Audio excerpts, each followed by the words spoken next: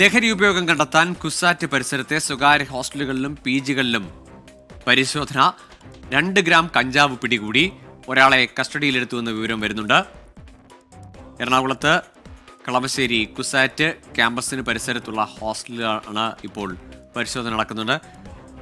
വിഷ്ണു സുരേഷ് വിശദാംശങ്ങളുമായി ചേരുന്നുണ്ട്. വിഷ്ണു, കഴിഞ്ഞ ദിവസമാണ് കളമശ്ശേരി പോളിടെക്നിക്കിൽ നിന്ന് വലിയ അളവിൽ കഞ്ചാവ് പിടികൂടിയത്. ഇന്നത്തെ പരിശോധനയിലും 2 ഗ്രാം കണ്ടെത്തുന്നു. ആരാണ് പിടിയിലായിരിക്കുന്നത്? വിദ്യാർത്ഥിയാണോ?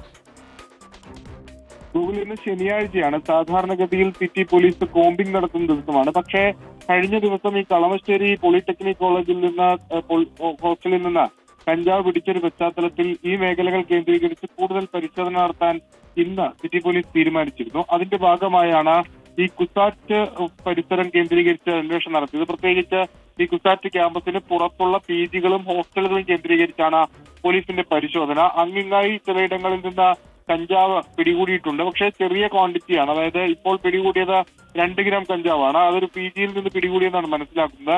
അവിടെ നിന്ന് ഒരാളെ കസ്റ്റഡിയിൽ എടുത്തിട്ടുണ്ട്. ഇയാൾ വിദ്യാർത്ഥിയാണോ എന്നുള്ള കാര്യത്തിൽ ഇപ്പോൾ സ്ഥിരീകരണം വന്നിട്ടില്ല. പക്ഷെ ഒരാളെ കസ്റ്റഡിയിൽ എടുത്തിട്ടുണ്ട്.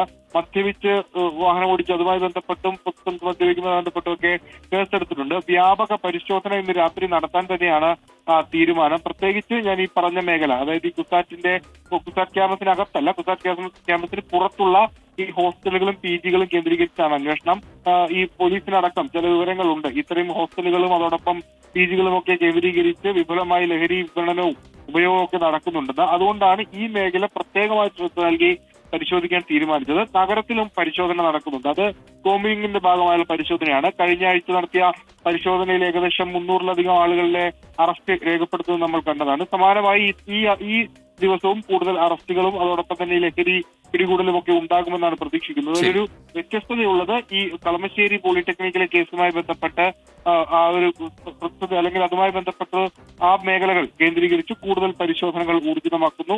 ഈ കുസാറ്റ് ക്യാമ്പസിന് പുറത്തുള്ള ഹോസ്റ്റലുകളും PG-കളും അതോടൊപ്പം ആ സമീപ പ്രദേശത്തെ മറ്റിടങ്ങളിലും ഈ പ്രത്യേകിച്ച് വിദ്യാർത്ഥികളൊക്കെ ഒത്തുകൂടുന്ന സ്ഥലങ്ങളിലൊക്കെ ഒരു പരിശോധന നടത്തുന്നു. നിലവിൽ ഒരാളെ മാത്രമാണ് കസ്റ്റഡിയിൽ എടുത്തിട്ടുള്ളത്. 2 ഗ്രാം കഞ്ചാവാണ് കണ്ടെത്തിയിരിക്കുന്നത്. ശരി, വിഷ്ണു സുരേഷാണ് വിവരങ്ങൾ നൽകിയത്. ഏതായാലും തൃക്കാക്കരയിലും കളമശ്ശേരിയിലും വ്യാപകമായ പരിശോധനയാണ് വിദ്യാർത്ഥികളുടെ PG-കളും ഹോസ്റ്റലുകളും ഒക്കെ കേന്ദ്രീകരിച്ച് പോലീസ് ഇപ്പോൾ നടത്തുന്നത്.